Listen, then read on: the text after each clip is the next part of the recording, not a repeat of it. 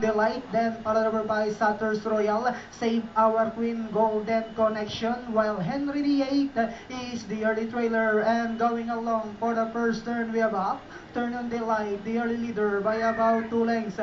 Quick Place right behind in second. Western Cities down in third, then followed over by entry number 5, Saturs Royal.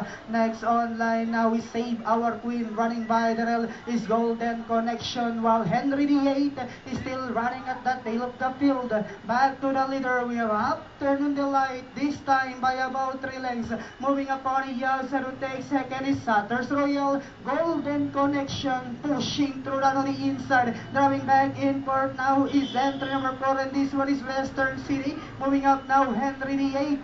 And on the far turn we have Saturs Royal now moves up to take the lead. Driving back in second is Afternoon Delight, then followed over by Golden Connection. Henry VIII as they swing for home. We have Saturs Royal, this time by about 2 lengths, followed by Henry VIII down on the inside, then followed over by Afternoon Delight, Golden Connection with about 50 meters, and it's still Saturs Royal, and finally Saturs Royal close between Henry VIII and Golden Connection. Then comes Afternoon Delight, Quick Play.